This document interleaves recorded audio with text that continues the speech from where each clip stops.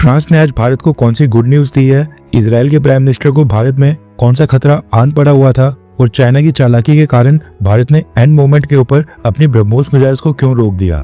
और भी काफी इंपॉर्टेंट अपडेट्स आ रही हैं जो आपको मेन स्ट्रीम के न्यूज चैनल्स के ऊपर भी देखने को नहीं मिलेंगी, इसलिए वीडियो को एंड तक देखिएगा। सबसे पहले बात करते हैं भारत और फ्रांस के बारे में, क्योंकि जिस तरह से भारत ने रशिया के साथ मिलकर ब्रह्मोस मिसाइल के लिए जॉइंट वेंचर स्टार्ट किया था, सेम वैसा ही स्टेप आज भारत ने फ्रांस के साथ मिलकर उठाया है। और ये स्टेप है हैमर मिसाइल्स को लेकर, जो कि अब मेड इन इंडिया के तहत भारत में मैन्युफैक्चर होंगी। भारत की स्टेट रन यानी कि सरकारी कंपनी भारत इलेक्ट्रॉनिक्स लिमिटेड और French firm साफ्रान electronics and defence ने आपस में एक एग्रीमेंट साइन करके एक जॉइंट वेंचर स्थापित कर लिया है। इस जॉइंट वेंचर में दोनों कंपनीज मिलकर भारत में हैमर मिसाइल्स मैन्युफैक्चर करेंगी।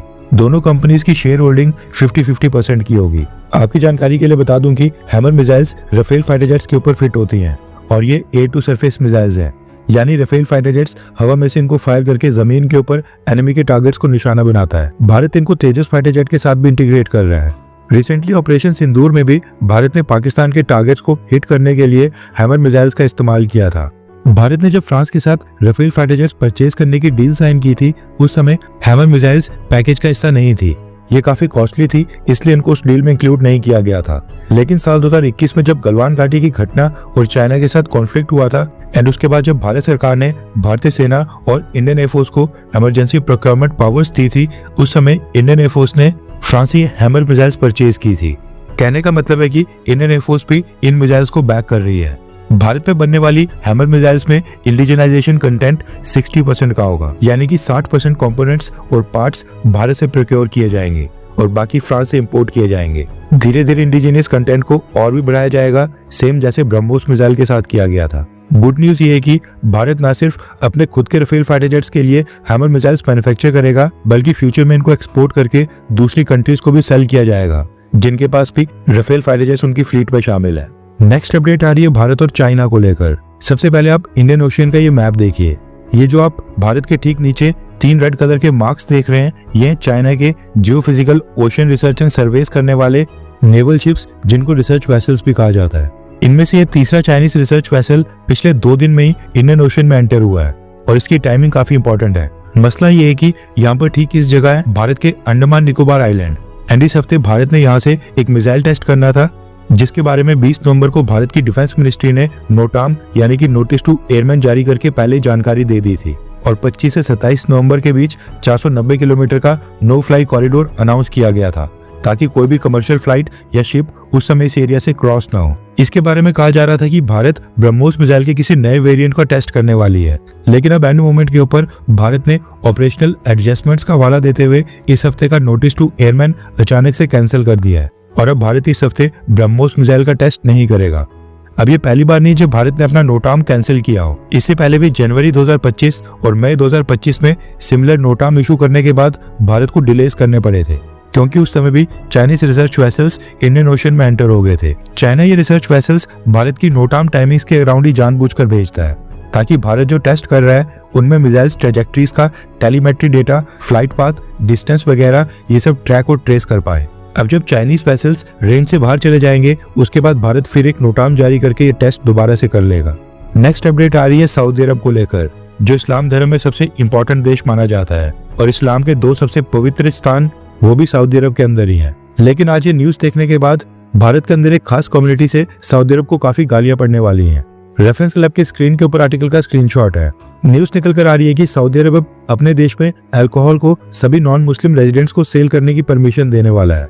इससे पहले अल्कोहल यानी कि शराब सऊदी अरब में बैन थी, लेकिन पिछले साल सऊदी अरब ने फॉरेन कंट्रीज के डिप्लोमेट्स को शराब सेल करने के लिए वाइन शॉप्स और लिक्विड स्टोर खोल दिए थे। उसके बाद इन शॉप्स के ऊपर फॉरेन कंट्रीज के डिप्लोमेट के साथ साथ प्रीमियम रेजिडेंसी परमिट्स वाले नॉन मुस्लिम्स को भी परमिशन दी गई। एंड अब सऊदी अरब विजन 2030 के अकॉर्डिंग सऊदी अरब को और भी लिबरल बनाने के लिए नॉन मुस्लिम रेजिडेंट्स जो फॉरेन कंट्री से सऊदी अरब आकर वहां पर जॉब करते हैं, बिजनेस करते हैं, उनको भी इस कैटेगरी में शामिल करने वाला है। जद्दा और दमाम के अंदर ये नए लिक्विड स्टोर्स ओपन किए जाएंगे, जिनकी कंस्ट्रक्शन ऑलरेडी स्टार्ट हो गई है। पिछले साल रियाद में खोला गया था। सऊदी अरब का कहना है कि वो बस नॉन मुस्लिम्स को अल्कोहल परचेज करने की परमिशन दे रहे हैं, ऐसे में वो हराम बिल्कुल नहीं कर रहे हैं। नेक्स्ट अपडेट आ रही है भारत और इजराइल को लेकर। रेफरेंस के लिए आपकी स्क्रीन के ऊपर आर्टिकल का स्क्रीनशॉट है। न्यूज निकल कर आ रही है कि इजराइल के प्राइम मिनिस्टर बेंजामिन नेतन्याहू ने अपने दिसंबर महीने की भारत की यात्रा को कैंसिल कर दिया है। न्यूज आ रही है कि बेंजामिन नेतन्याहू मिड दिसंबर में 5 से 6 दिन की लंबी भारत यात्रा के ऊपर आने वाले थे। इस साल के स्टार्टिंग से ये विजिट प्लान की जा रही थी, लेकिन रिसेंटली जो भारत की राजधानी दिल्ली में ब्लास्ट हुआ था उसके कारण सिक्योरिटी कंसर्न्स खड़े हो गए, जिसके चलते इजराइल ने इन्फॉर्म किया है कि बेंजामिन नेतन्याहू फिलहाल भारत की विजिट के ऊपर नहीं आ सकते हैं। इजराइल की गवर्नमेंट ने भारत के साथ अगले साल 2026 में नई डेट्स तलाश करने की रिक्वेस्ट की है।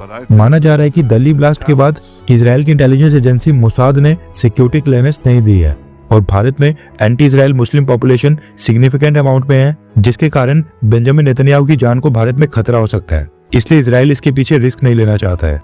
वैसे दिसंबर महीने के स्टार्टिंग में 5 दिसंबर को रशियन प्रेसिडेंट व्लादिमीर पुतिन भी भारत आ रहे हैं। आई होप कि वो विजिट सक्सेसफुली कंप्लीट हो जाए। नेक्स्ट अपडेट आ रही है कनाडा से। न्यूज निकल कर आ रही है कि कनाडा के ओटावा में खालिस्तानी रेफरेंडम किया गया है। सिख फॉर जस्टिस ने रेफरेंडम ऑर्गेनाइज करवाया था, जो सुबह 10 बजे स्टार्ट हुआ था और शाम को 3 बजे तक चला था और यहाँ पर हजारों लोग शामिल हुए थे। भारत की तिरंगे झंडे का यहाँ पर अपमान किया गया और भारत विरोधी नारे भी लगाए गए। हालांकि सिख फॉर जस्टिस का हेड गुरपतवंत सिंह पन्नू यहाँ पर इस इवेंट में शामिल होने नहीं आया, लेकिन उसने ऑनलाइन वर्चुअल स्पीच दी। साथ में सिख फॉर जस्टिस ने कनाडा की गवर्नमेंट के ऊपर निशाना साधा और कहा कि Canadian prime minister Mark Carney को G20 की साइडलाइंस के ऊपर भारत के प्रधानमंत्री नरेंद्र मोदी के साथ मुलाकात नहीं करनी चाहिए। वैसे देखा जाए तो नई कनेडियन गवर्नमेंट बेशक भारत के लिए काफी फ्रेंडली है, लेकिन मार्क कार्ने ने भी खालिस्तानी रेफरेंडम अभी तक नहीं रोके हैं और ये करने की कनाडा के अंदर लगातार परमिशन दी जा रही है। नेक्स्ट अपडेट आ रही है अफगानिस्तान और पाकिस्तान को लेकर। दरअसल न्यूज निकल कर आ रही है कि पिछली रात को 12 से 1 बजे के बीच पाकिस्तान ने फिर से अफगानिस्तान के बॉर्डर एरियाज में स्ट्राइक्स और बॉम्बिंग्स की हैं। खोस्त, कुनार और पाकटिका रीजन्स में पाकिस्तानी बॉम्बिंग की, जिनमें 10 लोगों की जान गई है और इनमें से 9 तो अकेले बच्चे ही हैं। पिछले 60 दिनों के अंदर ये तीसरी बार है जब पाकिस्तान ने सीजफायर को वायलेट करते हुए अफगानिस्तान के अंदर घुसकर बॉम्बिंग्स और एयर स्ट्राइक्स की हों। अब इस हमले के बाद तालिबान रजीम ने कहा है कि वो समय आने के ऊपर पाकिस्तान को करारा जवाब देंगे, लेकिन अभी तक ऐसी कोई भी बड़ी न्यूज नहीं आई है कि तालिबान ने पाकिस्तान के ऊपर हमला कर दिया हो। वैसे अफगानिस्तान के ट्रेड एंड कॉमर्स मिनिस्टर अजीजी अभी तक भारत में है एंड इन्होंने भारत के trade and commerce minister Piyush Goyal sir के साथ भी मुलाकात की है। वैसे ये हाइपोथेटिकल सिचुएशन है, लेकिन अगर इन केस हम ये मान लेते हैं कि अफगानिस्तान का तालिबान रजीम पाकिस्तान के साथ एक स्मॉल स्केल का वॉर में पड़ जाता है और अफगानिस्तान और तालिबान रजीम इनको हथियारों की जरूरत होती है और ये भारत से मदद मांगते हैं, तो क्या भारत को अफगानिस्तान की मदद करने के लिए इनको हथियार देने चाहिए? हाँ या फिर ना, खुद इनको आपस में लड़ते रहने देना चाहिए? नीचे कमेंट करके अपनी राय जरूर बताएं। नेक्स्ट अपडेट आ रही है अमेरिका को लेकर। रेफरेंस क्लब की स्क्रीन के ऊपर आर्टिकल का स्क्रीनशॉट है।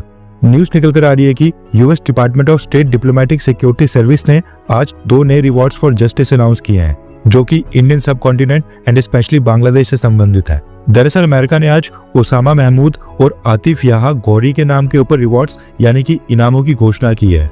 ये दोनों ही अलकायदा आतंकी संगठन के हैं और साल 2015 और साल 2016 में अमेरिकन नेशनल्स की हत्या के आरोपी हैं।